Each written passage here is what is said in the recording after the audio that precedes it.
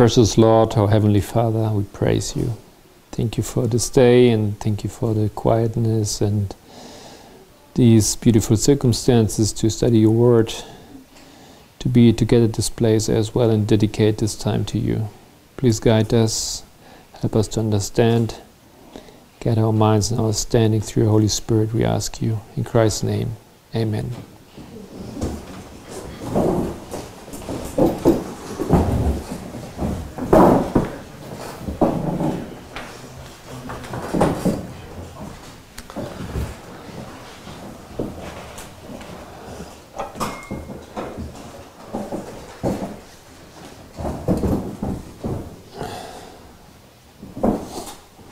All right,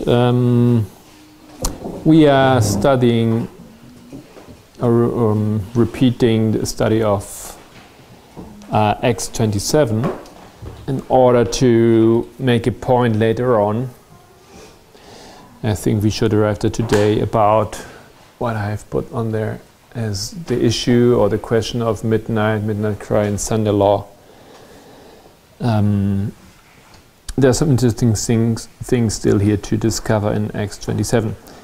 But in order to be able to understand the study, we try to remember the line. Yesterday we got stuck a little bit, so let's start over today. We have now the second ship, where Paul is continuing his trip. And we saw that the ship started its journey in 1798. Can you give me once more the logic? Why is it 1798 that the ship starts? How do we connect Alexandria to 1798? Yes, sister. Because Alexandria means protector of the people, and the USA came into being in 1798. That's when it became protector of the people. Mm-hmm. All right. So the United States and the church. All right. Yes, Brother Coulter? I was just going to add, in the story, that ship had already started its journey. They got on board it after it had already started. Right, this is an important thing. We mentioned this briefly. Paul was not on the ship from the beginning of its trip. He joins the ship that it's already coming from Alexandria. So if we want to set him in history somewhere, he is somewhere down the line of the journey of this ship. That's important, and when we later will see and try to identify a little bit who is Paul, etc., then we can we remember that. All right. Nevertheless,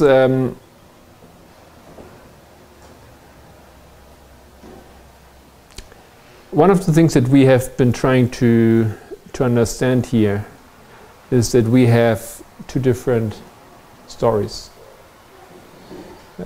We could say one is a story of the bad story, one is the good story.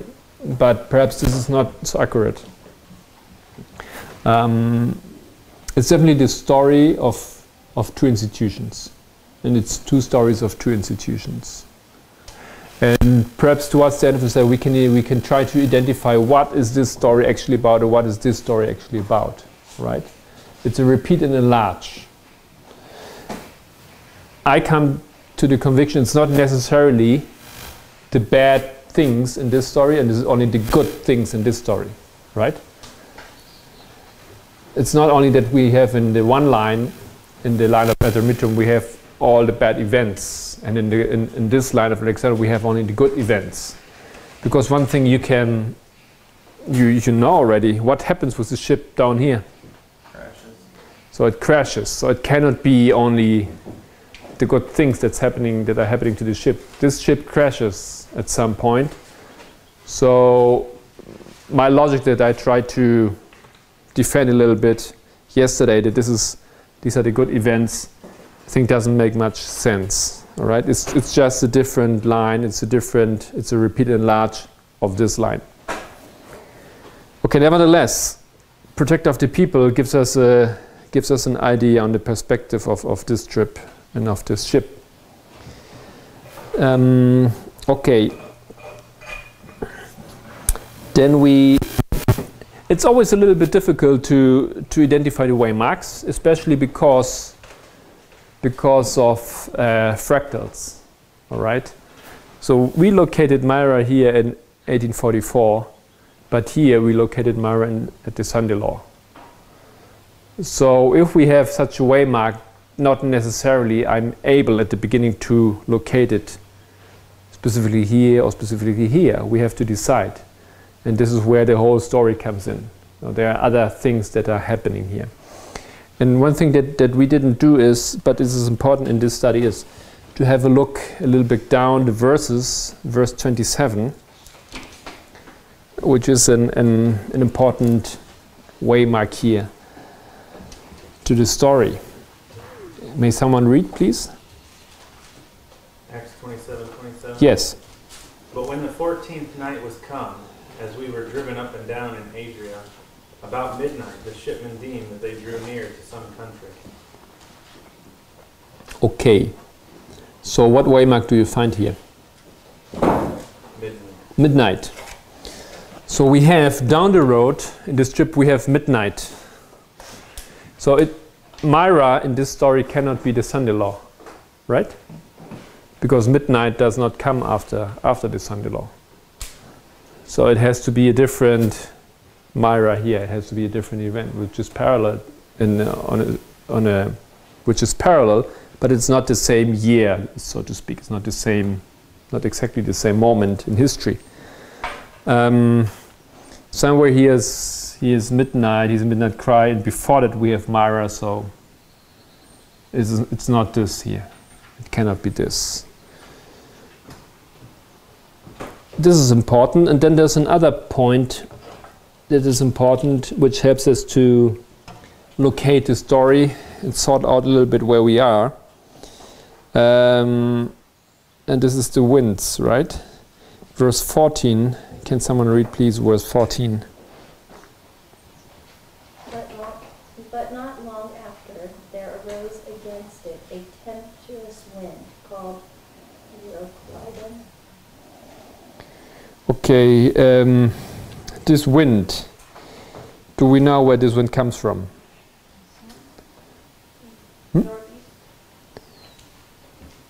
Northeast?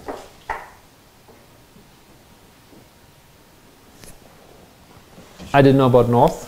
Does it come from northeast? The strong says east wind. Mm-hmm.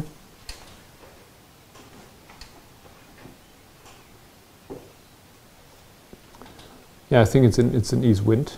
Where did you get this from? It's a northeast wind. I remember testing it in the Bible has it, but I think it didn't primarily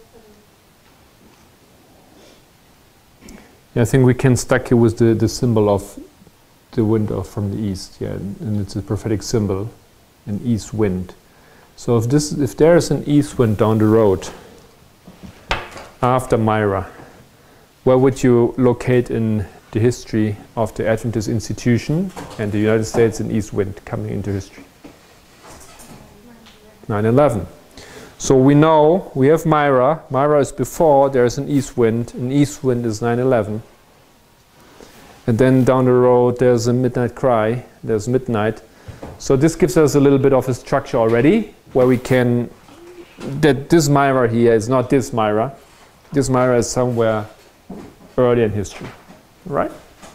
Just to locate and to find us a little bit where we are in history. This is just a rough, how you say, you just try to find where you are. Yeah, if you're in a dark room, you find some signs, you find some edges, some waymarks, and say, okay, so I have an idea, more or less where I'm standing. Not exactly yet, but more or less, I have an idea. There's an east wind coming, there's 9/11 coming, and further down the story there's a midnight cry, and this sounds familiar to us because we know these waymarks, all right? In this order makes sense to us.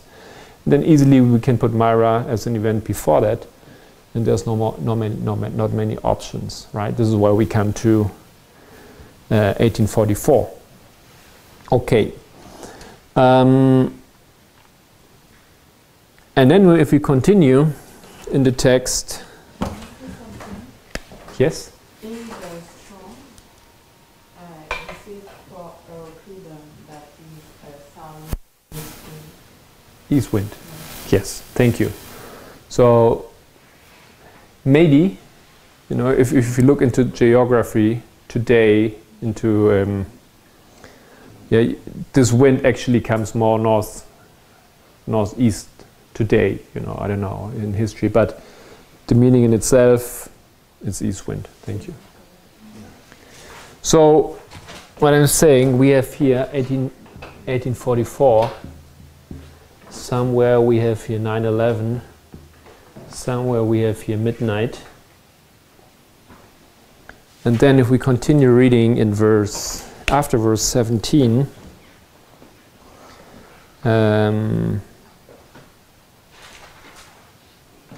no, just before verse 14, I'm sorry, verse 13, can someone read this also? It's 27:13. And when the south wind blew softly, supposing that they had attained their purpose, losing thence, they sailed close by it. Okay, so what wind do you find here? Something South. And when does it come into history? Before what? Before the east wind. So there's a south wind before the east wind. And what does wind mean? Strife. Contention, strife, fight.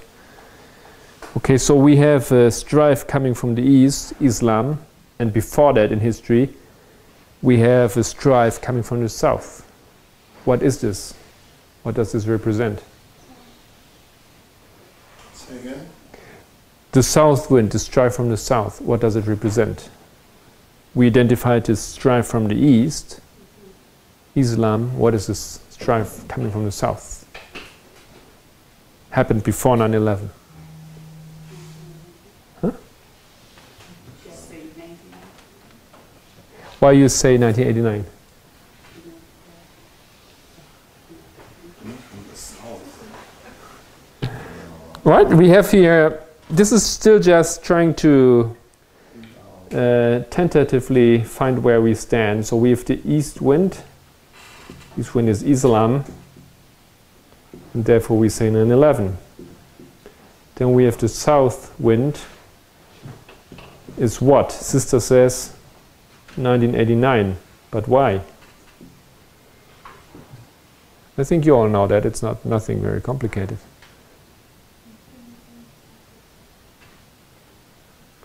What does the south stand for in prophecy? King of the south. Right? Who's the king of the south? Yeah, exactly. So we have to strive with the king of the south. Russia. Okay. And this happened 1989. All right. So the whole fight and the coming down of Soviet Union, 1989 is the south wind. And in the logic of this chapter, it comes before the east wind, which is perfectly how it happened in history. And we now, so somewhere here we have also 1989. So these waymarks that we find in the text give us a very good path. Yeah, they give us a very good structure that we already know. Okay, so now I have quite a good idea what I'm dealing with in this story. And this then in turn can help me to locate such waymarks like this one that we did yesterday, and we were a little bit unsure how to proceed, how to interpret. We do not stand alone. We do not need the names alone in order to locate the waymarks. These things here help us also to locate, and then in turn it will put or push this waymark into its place. All right? Does this make sense? Okay. Good. Then, so since we have done this rougher work to see where this story happens, so we can then We can then go back and go to Cnidus. Cnidus again. Has someone found something? Did someone find something? Did Yes. you say, that Euroclydon is a wind associated with the north or south? East? North and east, this is I think it says it from the north. Does it say it from the north? Where does it say so? I mean, not in the text, but it's just look up of this of the word Euroclydon. So yeah, this is Smith's Bible Dictionary. I don't know if that's a commonly used one or not.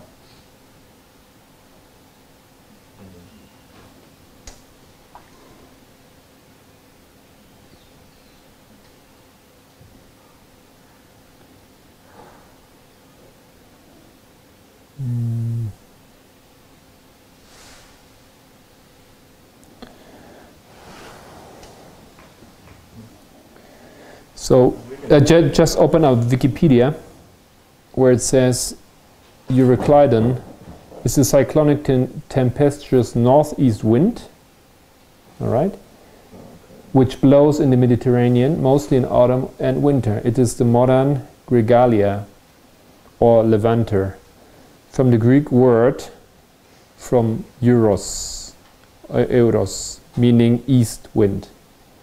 Okay, so, and either the Greek word akulon, meaning north wind, or kludon, meaning a surging wave, from the verb kluso, meaning to billow, etc. All right, so definitely we have in this word now, we have east wind, but then we also have klydon in the word, in this word, and which means north wind.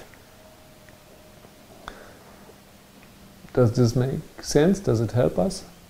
Or is this a problem? We have a strife, and who is participating in this strife? Two winds, isn't it so? So there's the east wind, and then we have the north wind. If the south wind is Russia, who's the north wind? King of the North. It's the United States, right? I think it's not a problem to see then, therefore, that the Euroclydon is a strife between the east wind and the north wind, or both are involved. The strife comes with these both. And it was a fight between Islam and the United States, right? Islam attacked United States declared war against Islam. And it's the same event, 9/11. But I hadn't seen that before. I think, I don't know if we point that out, but I think this makes sense to me. Does it make sense to you? Okay, so it even adds more than to this if we... My brother, what do you say? You're okay with it? Okay. Yeah, I think perhaps we can think about it a little bit more, but just quickly thinking, this might be an answer. Okay. Then coming back to Cnidus, I ask you again, did someone find something in your notes, in your personal study, Cnidus, that helps to locate this event? It has to be an event before 1989, right? Something before 1989. Because 1989 comes only later here in history, in verse 13. So it has to be something that it's happening before. I can remind you that at 1863, something external happened, and that changed the direction of how we say the ship. Mm-hmm. But I tried to find exactly, but I didn't. Mm-hmm. So this is why I'm saying that we have different possibilities to come to conclusions here. Here we use the words, the meaning of the words helped us a lot. And just by the meaning we could come to quick conclusions. Here, perhaps not so much, or not in every case. Therefore, we are building this other logic here in this parable, that we have this waymark. I draw this as the line below, just before we locate it on the official line, so to speak. If you ignite this, we don't know yet where it is, but we know we have identified already verse 13, 1989. We have located verse 14, 9/11, or 2001. And we have located verse 27, midnight, or midnight cry. Okay? So we are here in verse, what verse is this? 7? Verse 7. We are here in verse 7. It must be some event before that. Yeah, that's it. Yeah, that's it. We have here already a pretty clear structure of well-known events of our reform line. And our reform line starts here. So this event has to be something before our reform line. We already opened up this line here with events that are out of our reform line. They are the alpha, right, history of the Adventist Church. And then our sisters said something comes, their winds, they are not favorable. They push them out of their route. Right? And I think this is where 1863 neatly fits in. It's because where in this history you find first time that the ship gets out of its route. This is exactly what's happening here in 1863.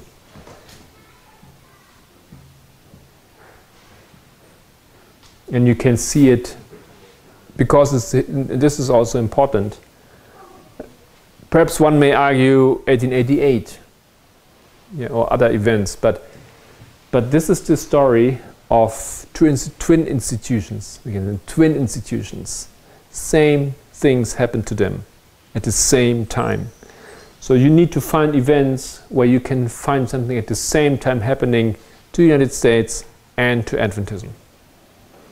All right, in 1863, what happened to Adventism? Within the church? Yeah, within the church. There's a civil war, but this has an impact on the church, right? What does the church do internally this year? It organizes itself. Yeah, organizes itself. And what else? Rejects prophecy. And the rejection of prophecy, we see here, they reject prophecy, and they organize themselves. So this is internal history. External history, civil war. Okay, Ellen White makes a comment. I don't know, maybe you remember. What does she say about the civil war? Why did it come? Why did it happen to the United States? Exactly. It was as a punishment of their slavery. So this is something else it's important for us to incorporate in our understanding of this ship. This ship is a good ship, yes? But it does not mean that everything they do is good. Or it doesn't mean that it is a pure ship, so to speak. No, it is a good ship. It's the ship that's upholding the Constitution. It's a ship that is defending civil rights, or the rights of the individual, defending the liberty of speech, or of consciousness, of conscience, of religion, etc. But still, there are things happening. They do slavery. Okay, and this is why this comes in, 1863. Okay, so this is what I would suggest. Here the winds, they're blowing contrary.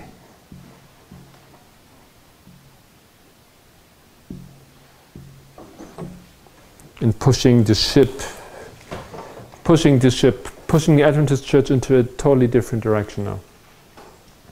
Because we come here out of a very nice movement, the reform line. The church emerges out of the Protestant churches there in a good way. But 1863 pushes the ship into Laodicean condition. Okay? Yeah, push into Laodicean condition. And likewise in the United States. And regarding slavery, did the United States learn from what happened here? Did they really resolve the issue? No? Well, why not? How can we prove that they did not resolve the issue?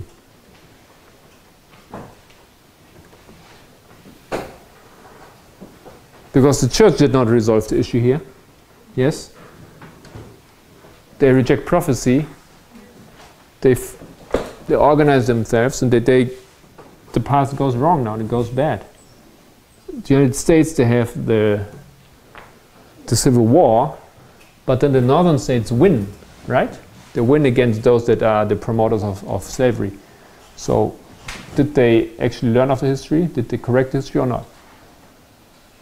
What would you say? Why not?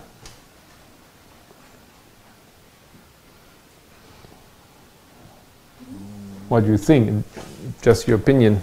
What do you think about, did they resolve slavery? Is this out of discussion today? Technically, no, because the way they went about allowing or disallowing certain portions of the countries to not allow slavery. But more than that, it has to do with all men being created equal. And so at this point, I guess they're trying to make colored people equal, but they haven't made male and female equal yet. All right. Interesting. There's one passage in the Constitution speaking about slavery. You remember that? No?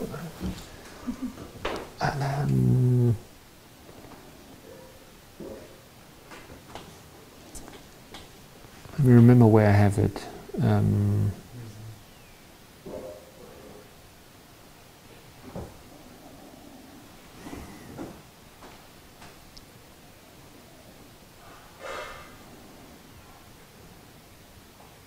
In the Constitution, there's a small note on slavery.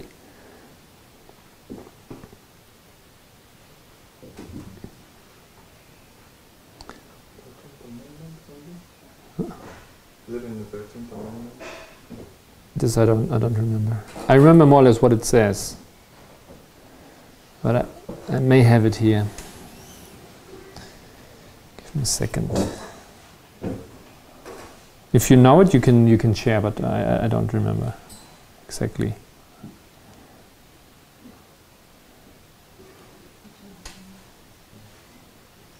Okay.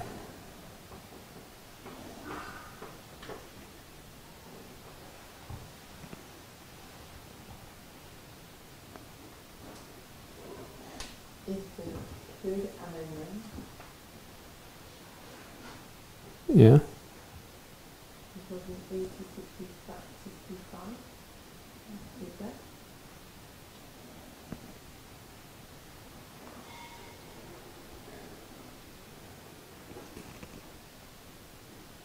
Well, I just say as I remember it. I don't find it. I don't find a quote here.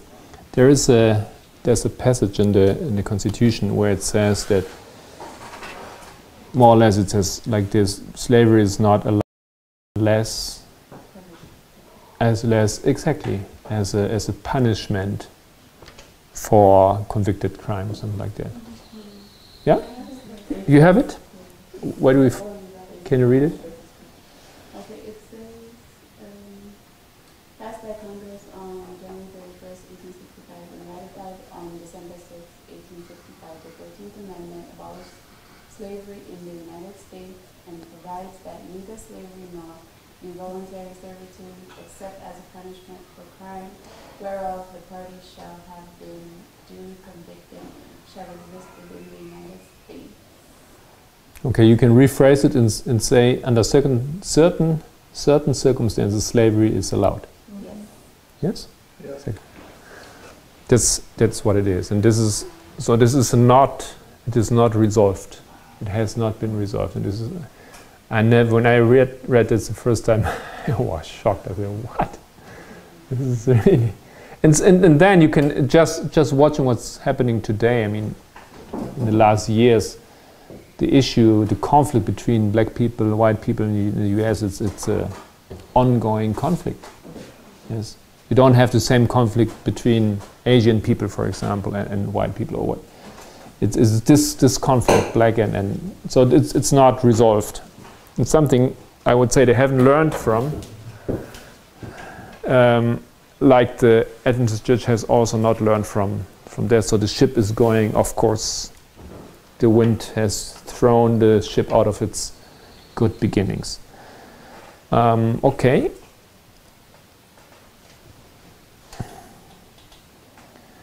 I think this is Gnades. And then it continues saying, the wind not suffering us, we sailed under Crete over Salmone. So we have now these winds, and we have these two words here, or these two names or places, Crete and Salmone. Rather than a specific waymark, because they do not stop specifically there, so it seems to be like it's an area, or as we could express it here, it is a time period. Yes? So they are passing by these places. It's the period between 1863 and the next waymark. What does Crete mean?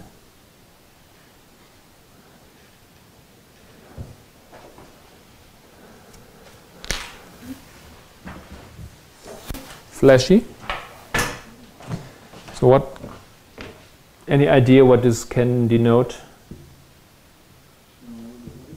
Fleshy. Fleshy.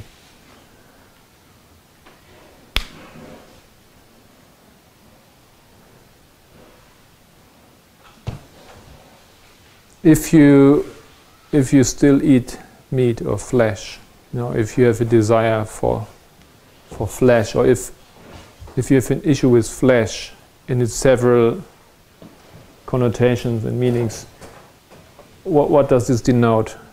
What does this make us think of? God's people in the Old Testament had an issue with meat or with flesh, right? Yeah. What did it mean? You say something? They do not want to come out of Egypt mentally. Exactly, right? They were desiring still the meat of Egypt, so they were not separated mentally or with their heart, in their hearts from Egypt. And what does this mean? How would you express it in other words as well? They were still abiding in death, yes, but Babylon or in the world? Yeah, worldliness. They are still in the world. It's something that we attach, or we understand as a symbol of worldliness, not being able to overcome this desire for meat or flesh.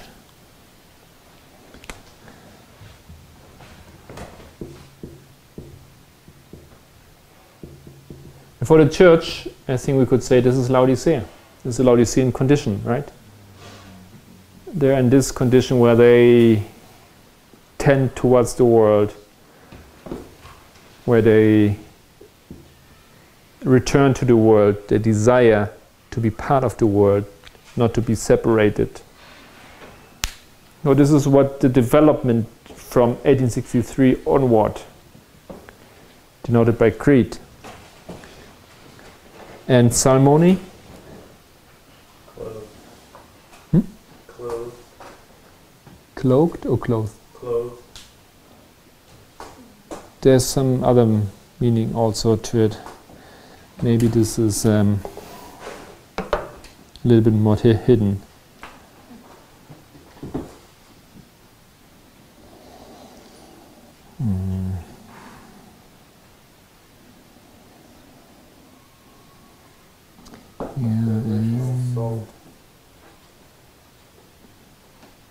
The origin of salt. No, it's from the word that means salt. Its base word is from the word that means salt. Okay.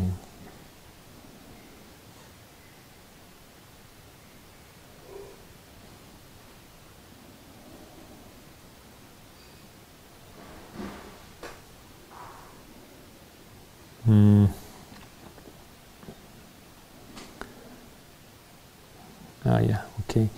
So if you follow the,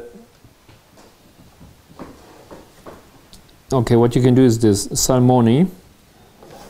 So once again, we make this, we jump a little bit from one word to its root, etc., to its relationship.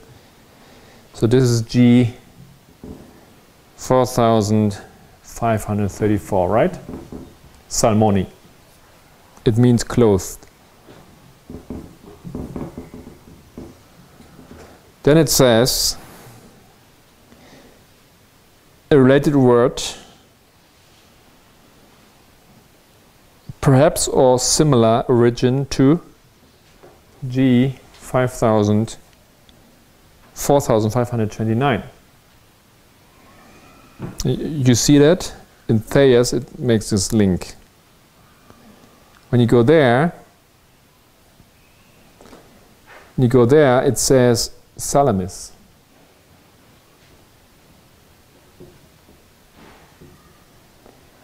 And there it says probably from G 4535.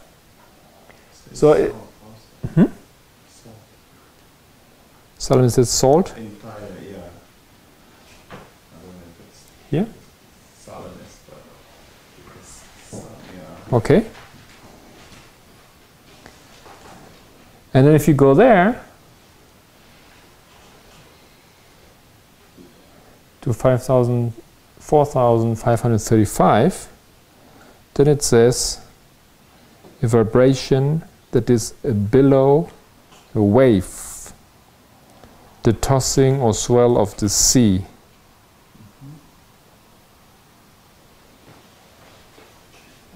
And if you go, you can continue, you know, and you can to the next word, etc. And it says shake or to move.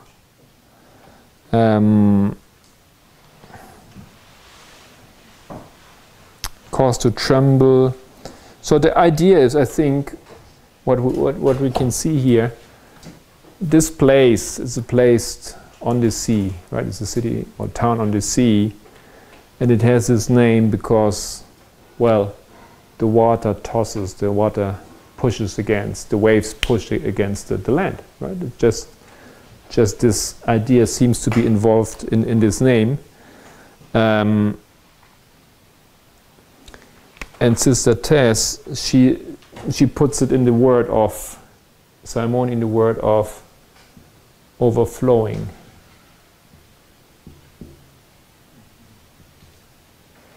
Or like the water pushing against the shore, the water coming over in, you know, this idea. Salt, perhaps because it's salty water, I don't know if this is connected to it somehow. But the Mediterranean is not salty, it's a sweet water.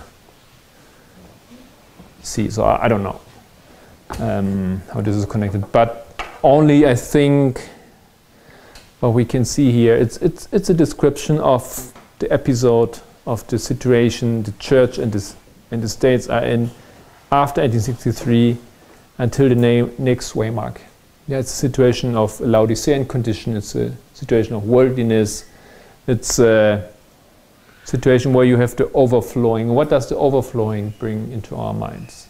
what does these toss, these pushing waters, this Daniel 11 verse 40.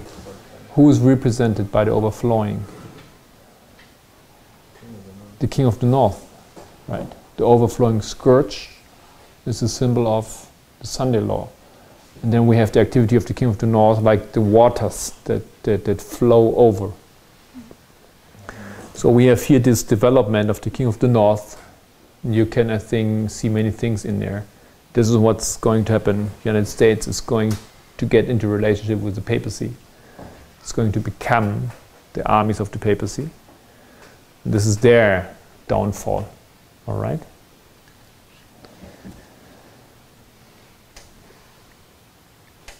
Then how does this story continue? Verse 8. Can someone read, please? And hardly passing it, came unto a place which is called the Fair Havens, nigh whereunto was the city of Lasea. Okay, so we have here Fair Havens, we have Lasea. And I submit to you that the next waymark in this story is Lasea.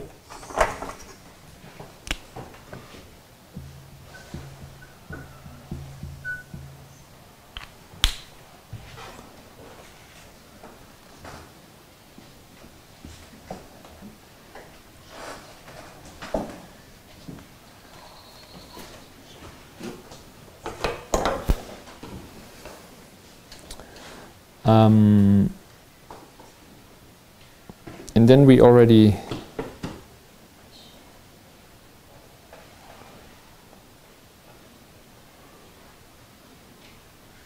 anyone knows what Lasea means?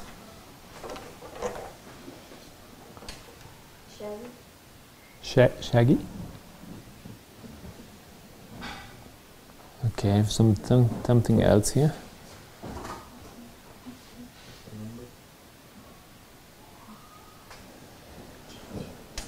Shaggy.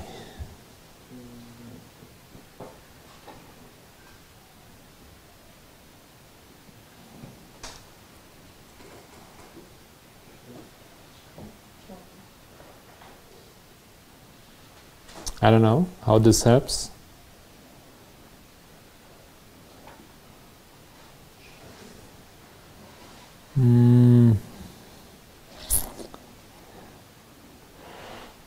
Well, if we would have like Hitchcock's Bible names or something like that, maybe we would have another definition. One says thick, wise. What does this say? Thick, wise. Uh-huh. Where do you find that? Hitchcock. Ah, okay. And there you go. So then we cherry pick, right? And what do you like to stick with? What of these meaning? Wise, but also thick, perhaps, or fat. Yes? I think this is related to it. Okay.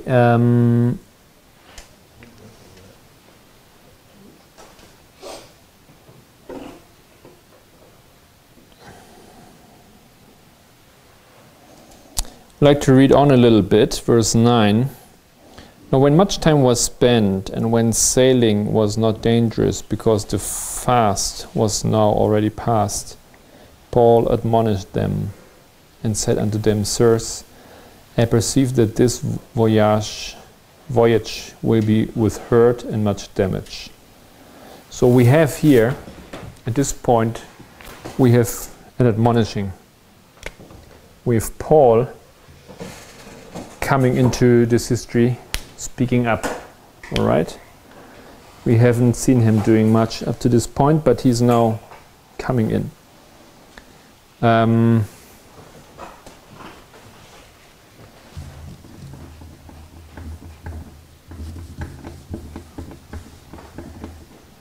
This is important for us because we have someone now who has a message. This message is for whom? For whom is this message? For those in the ship? Yes. Yes? Yeah. So, in the logic of our story, then you come again to the question, what is the story about? Is the story about those on the ships, or is the story about the ships? I think it's The ship. about, Hmm? I think it's story about human background. Okay, we do not need to go there yet, because at this moment the question is, when does this warning come? What is he talking about is something else, right? He's warning the people, or is he warning the ship of something that will happen to it? And I think if we are consistent in what we have been doing so far, then there is a message, and this message is not for the people. It's a message for the ship. In real life, it does not mean that people are not affected by it, right? And that people do not need it. But this message, in the way we have to analyze it, is a message for the ship. It is given here by Paul, and it is a message that has a meaning for the United States, for the Adventist Church. Yes, my brother. In verse 10, when you're looking at that, it says, right, he's saying, he's giving a message, and he's talking about the goods, the ship, and the people. It looks like there's three things that the message is for. I mean, obviously he's speaking to people and not the goods in the ship, because you're not going to speak to a ship, but in symbolism, he's speaking of three things. Yeah, because how could we resolve this? How could we resolve this? That Paul obviously, let's read it. He said unto them, Sirs, I perceive that this voyage will be with hurt and much damage, not only of the lading and ship, but also of our lives. So it's a message, it's a warning towards what the ship is carrying, towards the ship in itself, and towards the people that are on the ship. That is what our brother is saying. How can we harmonize this with a line that seems to be a line which is talking about the institution, not about the people? Yeah. Looking at it.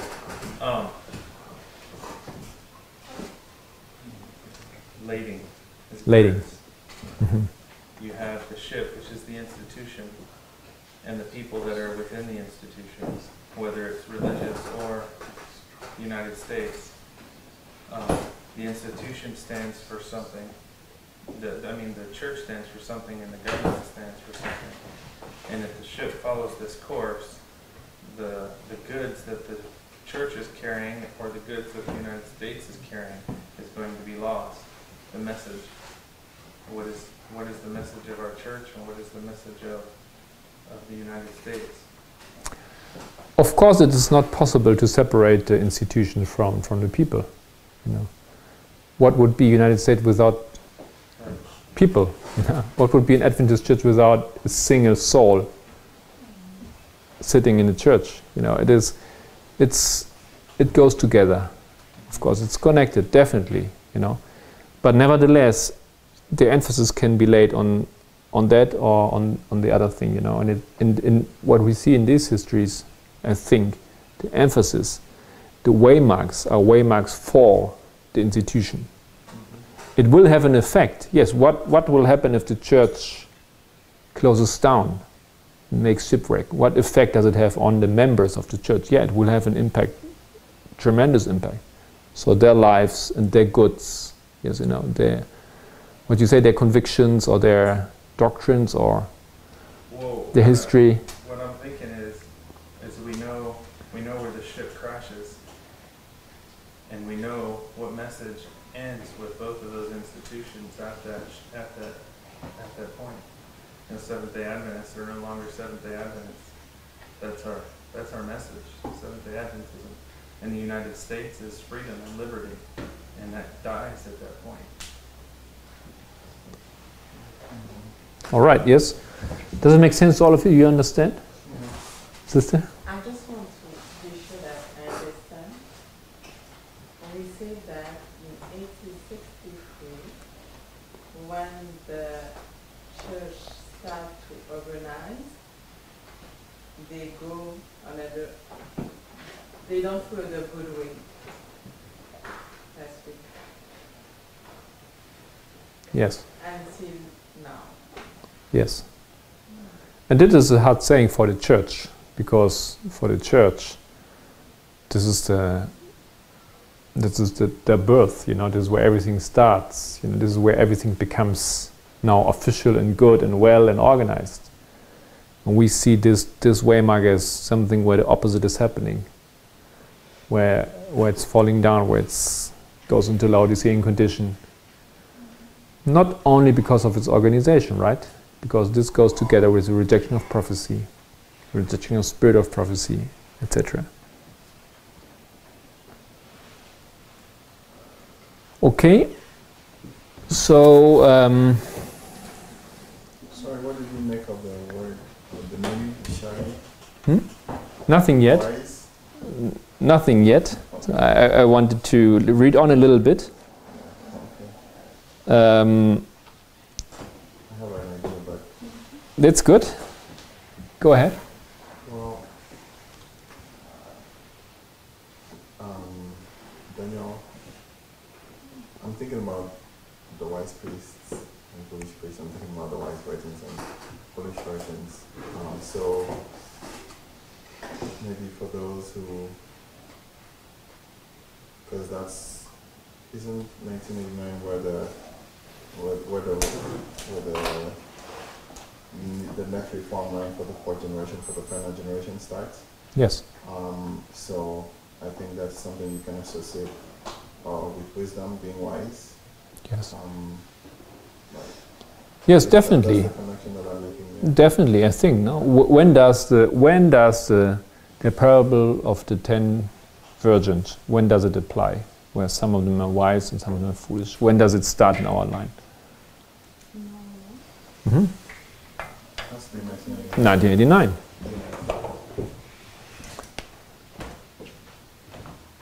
1989.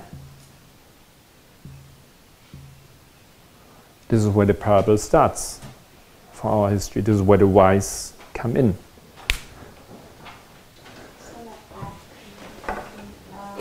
In an older English, thick means foolish. Foolish. What means foolish? Thick. Ah, If we say somebody's thick. okay. They're not wise. I didn't know that. That is very interesting.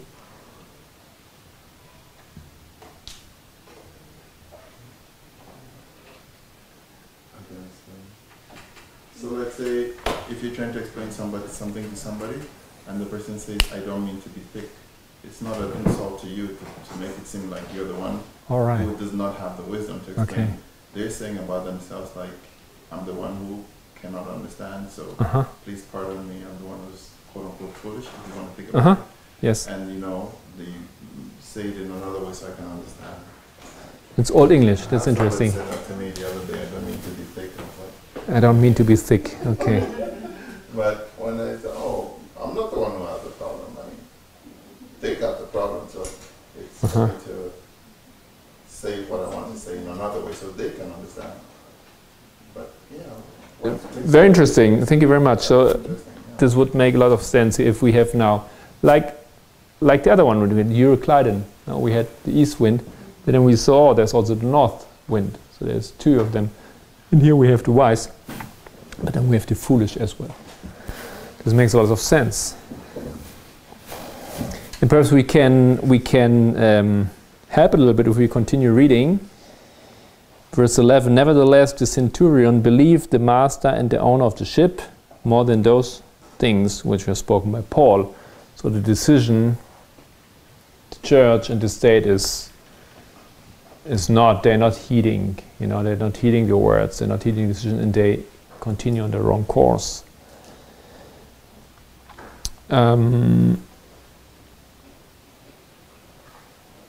1989.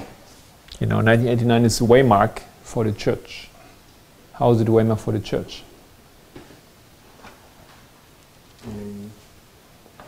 It's when the deprivation closed, in a sense. Well, okay, maybe that's not the best way to say it. The reform line for the church that God, I'm going to say new church that God made a covenant with, started in 1989. But you're not talking about the church, you're talking about the church that God got out of the covenant with, right? The Seventh-day Adventist Church, or the church structure. No, 1989 was a waymark for the church, right? What came to the church? What is the message that came to the church? What is the Council of Paul that came to the church in 1989? The first angel's message, right? The first angel's message came in history and it came to the church. Yeah. The church rejected the message. Time of the end, they should have understood, they could have understood. Yes, my brother, Douglas. With regards to the church rejecting the first angel's message, did they reject it in writing, or it's just the cost that they pursued? So the question is, how did the church reject the first angel's message? Yes. Anyone wants to answer that? How did the church respond to the first angel's message? How did the first angel's message come into our history? Where did the church read or hear about it? There was a movement that started. There was a message written and spoken and presented. Yes, the Time of the End magazine. An analysis, an interpretation of Daniel 11, which explained where we stand as a church, where we are in history, what development would take place, right? One of the first things that we have been preaching was the Sunday law will be the close of probation for our church. Things are ending now. We are close to the end of the end. This was the message. This is Paul's message. He's seeing what's going to happen. Did the church know about these publications? Yes, how do we know? Yeah, and it's not only that here and there a pastor talks against them. You can go to the website of the Bible Research Institute and you can download an official response to the Time of the End magazine. Okay, you can go there, download it. And I know a little bit of the background of this history because there was a brother in Germany who had this desire to help the church leadership to be convicted. So he pressed on Brother Gerhard, Dr. Gerhard Pfandl. He was at this point part of the leadership of the Bible Research Institute. It's an Austrian theologian. And he had some encounters, personal encounters. He met him. He said, "You need to read this. You need to study this." And he was not very. He pressed him. I think he sent him the material. And he finally sat down and studied it. When he studied it, he made his official response, okay, which from a human perspective was like a bad idea to hand him this material because from then the persecution started, you know, the church then was aware and had the material in their hands and they had an official standpoint and the pastors knew how to respond to this material because it was not official. But we understand this is prophetic, you know. He doesn't make that statement all by himself. Probably there's a council or something like that they all agreed, this is how we're going to respond to it. I do not really know how this institution works. I think it's not like that. I think he does not give a response in the name of the whole institution, but he gives a response as a member of this institution and it's on their website, and when it's there on the website, it does not say this text reflects the personal opinion of the author. No, it's from the Bible Research Institute. He has, I think, all the liberty and the power to write a name of this institution. And this is how it's understood, and this is how it's taken. Several times I had a situation with pastors who don't know nothing about prophecy and this message, But yes, they know what to do in such cases. They asked Barrios Research Institute. And the Barrios Research Institute sends them read this and that. You know, okay, this is all what I need. Okay. So this is not everything, but this is a good example of how the church, you know, the church in several places where this movement developed, where it started, where it came in, where it was confronted, the church met and heard this message and took a decision. Okay.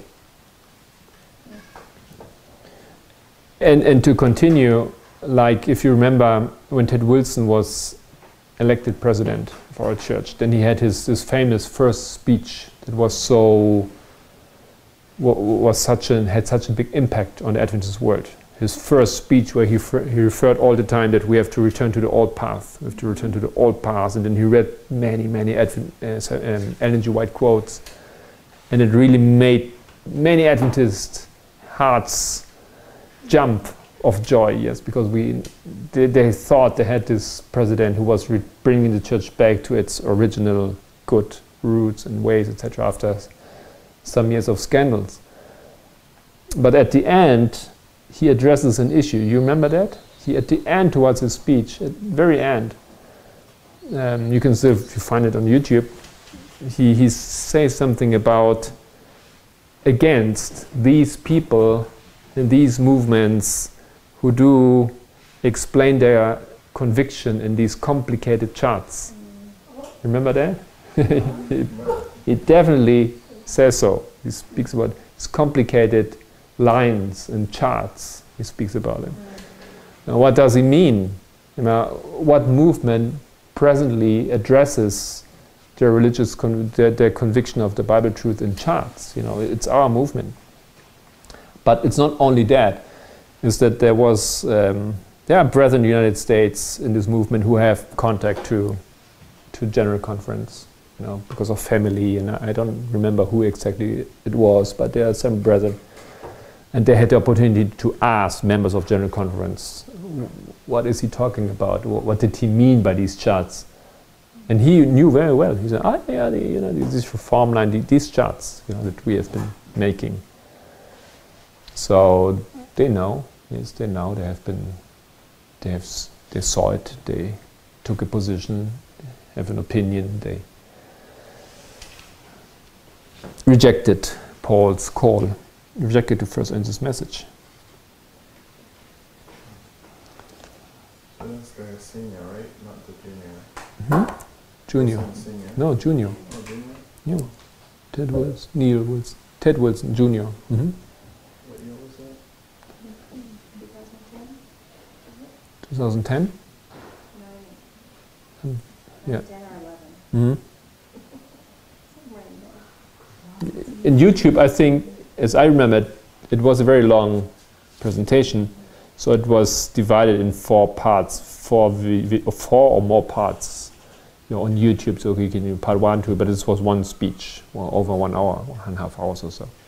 And towards the end, I think in the last video you can find it. Interesting. And then I remember very well that years ago, leaders of this movement in different countries, like in Britain, for example, they sat down with the conference leaders in their country. They invited them to, please let us show you, you know, we have something, please come, we studied it, and they sat down and they really had meetings and they studied together. I personally was invited by the president of the Adventist Church in Slovakia. Yes. Slovakia.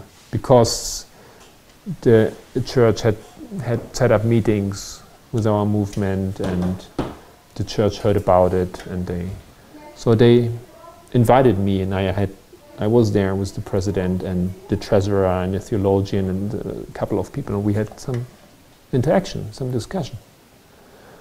And so they knew. They had been studying the charts a little bit. They were a little bit prepared. They had some knowledge, they had some questions, and specific questions. We had some interaction, and the leadership knows. And there are many stories like this. Okay. I wanted to get to verse 12. And because the haven was not commodious to winter in, the more part advised to depart thence also, if by any means they might attain to Phenice, and there to winter, which is an haven of Crete, and lies towards the south, west, and northwest.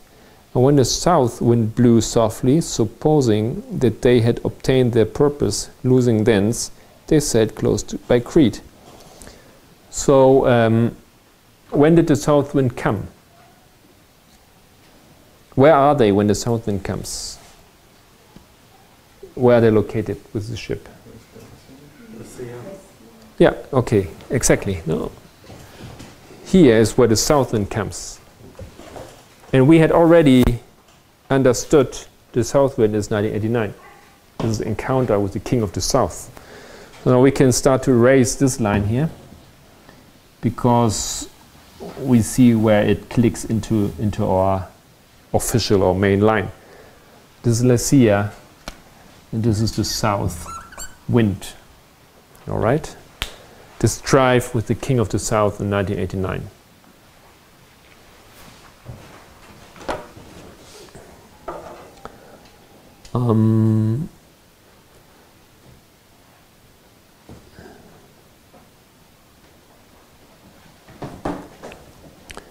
Okay. Then we had already seen what is the next thing to happen.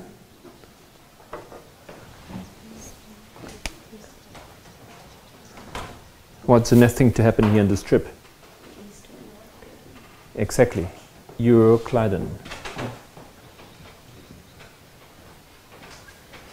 So we can take off this line, this help that we put here on the board. We can locate it now because we already had solved this. This was 9/11, right?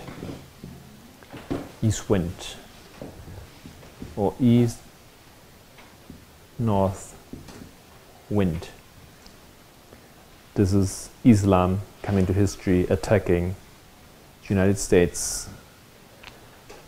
Do we need to remember why this is also a waymark for the Adventist Church? Or are we all well aware of this? Why is this for the Adventist Church a waymark? Spiritual formation as a topic was introduced to all Adventist educational centers, like colleges and seminars for the education of pastors and their programs, etc., etc. And Ted Wilson, he was not president yet, but what was his participation in this history? Ted Wilson was the vice president of the committee who decided about spiritual formation. Yeah, he's vice president. If you read the document, his name is there. He's vice president. So I don't know what he said on that meeting and how he discussed into what direction, but he was there, and it was the decision of this committee, and he was vice president. Okay. Some people try to defend him in Adventism. Yeah, they say maybe he opposed the decision, in this meeting, but we do not have any testimony of that, right? We don't know. We just know this document came out 2001, and he was the vice president of that meeting, of that committee. I've seen a video where he's talking against spiritual formation. I almost think like he's one against instant mysticism and spiritual formation. That is like, it's so contradicting the things that he says. Yes, this is.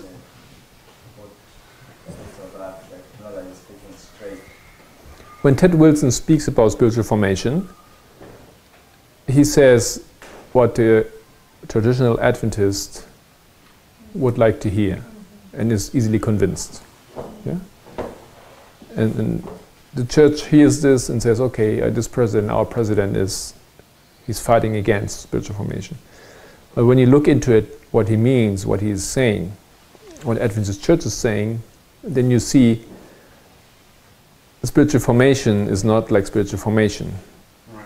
But what they do is an Adventist spiritual formation. All right. And if you have this interpretation, then you easily could say, I'm against spiritual formation. What I'm defending here is an Adventist spiritual formation where we read Ellen White and bring a personal, practical experience to our church to build up a relationship with Christ, and all sounds good.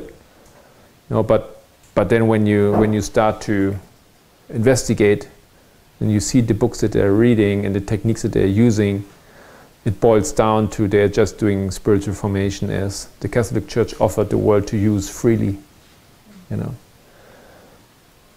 And if it's not spiritual formation, then why do you call it spiritual formation? Yeah, so, yeah. You know, thank you for this input. You know, it's complicated for many to see. It's really because they take just the words and they think they understand what he's saying, but sometimes it's a little bit hidden what they do, you know.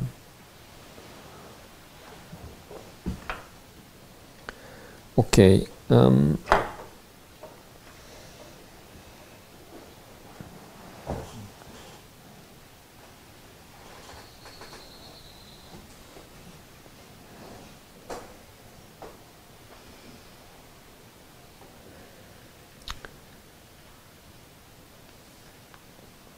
I would like to fast forward a little bit and to invite you to read verse 21. May someone please read 21 to 26. But long after abstinence, Paul stood forth in the midst of them and said, Sirs, you should have hearkened unto me, and not have loosed from Crete, and to have gained this harm and loss.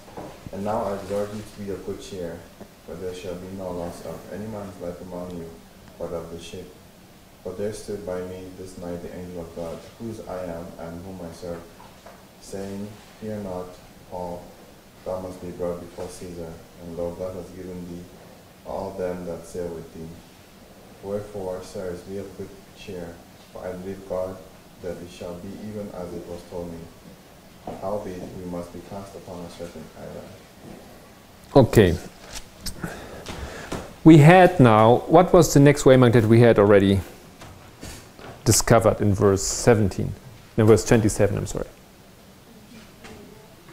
Midnight? Midnight, okay. So my question is it midnight or is it midnight cry?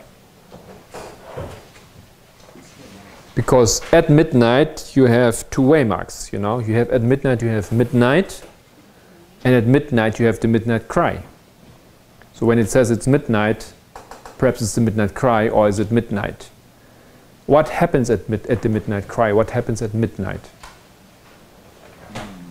What's happened at midnight cry? There's a cry. There's a cry given, there's a loud cry which is given, there's a midnight cry which is given. This cry, what is it for? To awaken God's people in the world. Exactly. It has a job function. It is to awaken someone. All right. So when we have in verse 27 this cry, or midnight, and we can read verse 27 again. But when the 14th night was come, as we were driven up and down in Adria, about midnight the shipmen deemed that they drew near to some country, and then they're going to do something. Yeah, they make some tests, you know, some measures. They take some measures with the fathoms. They measure distance, okay? So there's an activity in verse 27 which is a a separate activity from what we have read in verse 21 to 26. Do I explain myself? Do you understand what I mean? I think verse 21 to 26 is not the same as verse 27, is what I'm trying to say.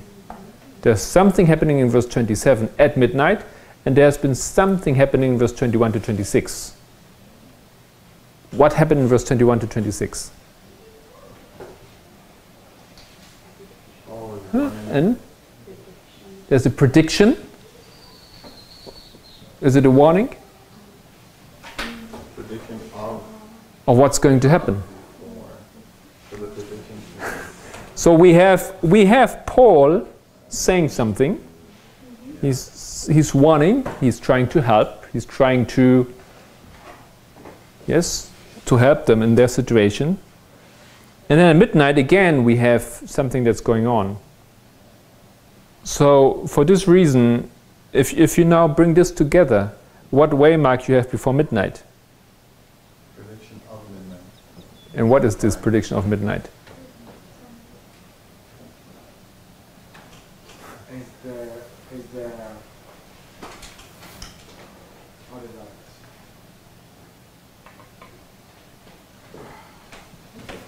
Because the message here, it's a warning message, isn't it? Yeah. It's a message that is going, it's the idea is to help the crew, to help the ship, isn't it? Yeah.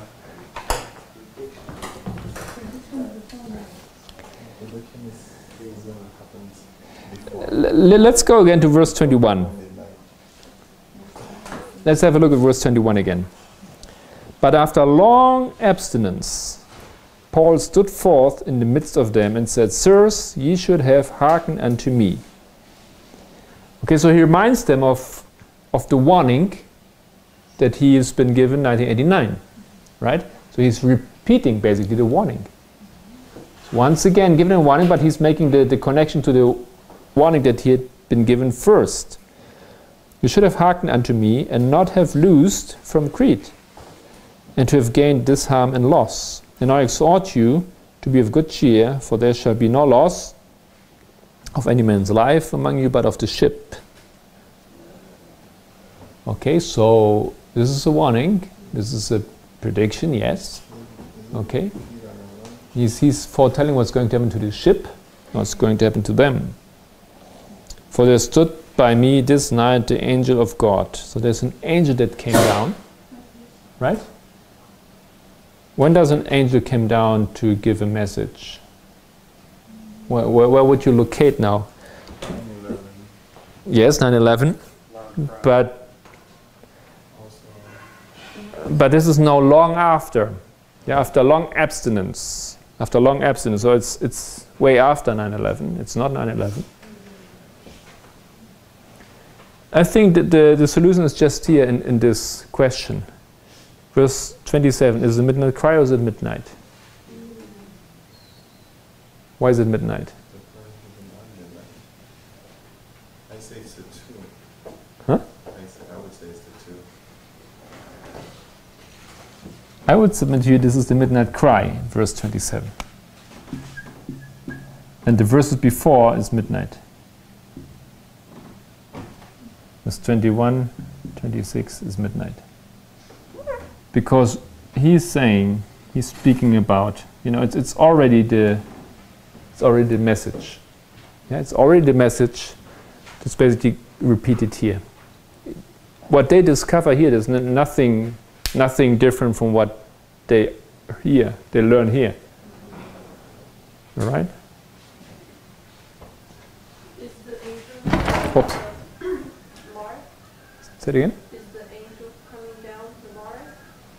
Or is that the night, at midnight when the Mars vision? Okay, what angel is this that's coming down? Right, is there an angel coming down at midnight?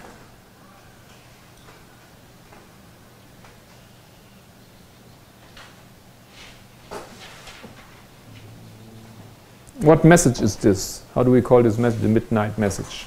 Midnight cry message. In connection to the angel. It's the second angel's message. Right?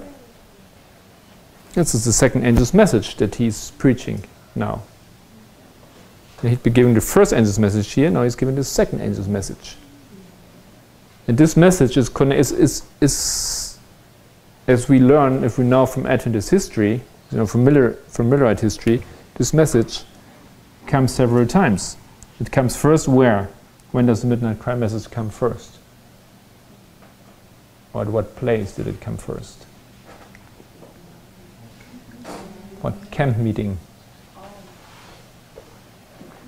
In Millerite history. First, not Exeter. First was Boston. Okay. Then was Concord. And then is Exeter. I think we don't have Concord here in this line, but this is the logic. In Exeter we call the midnight cry waymark, while Boston we call midnight. All right, because it was in the middle of the way.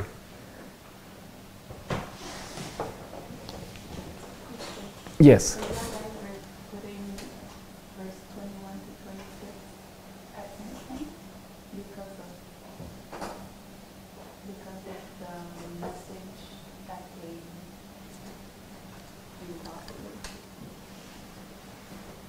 Yes? And you're saying that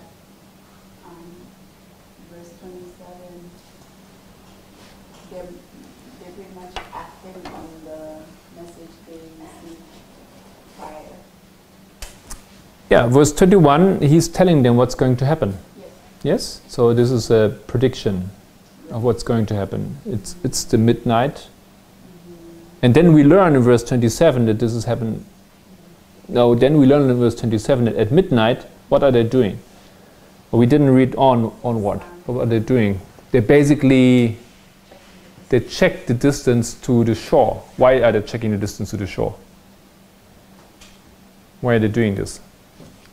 So that they don't hit the rocks and crash the ship. So you can, like there's no, yeah. Like ideally there's supposed to be a bay where the ship docks.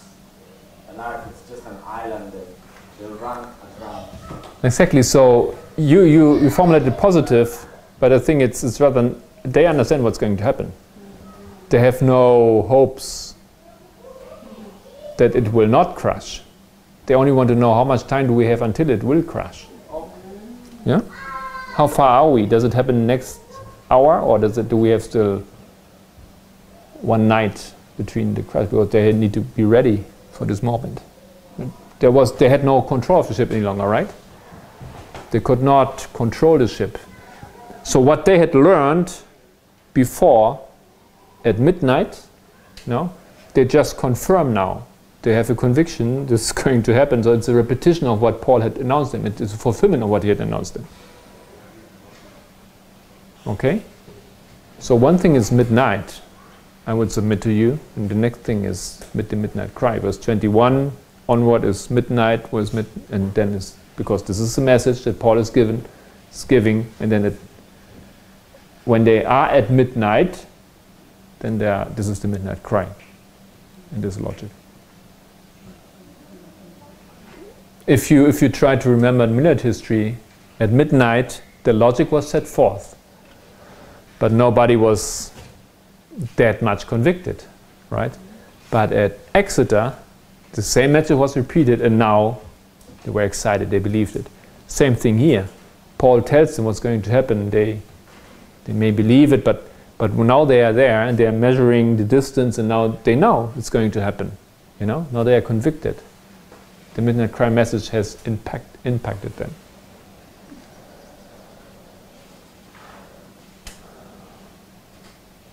Okay, we can think about it. Let's sink this information in and these ideas and this logic in, and then we continue, Lord willing, this afternoon. All right?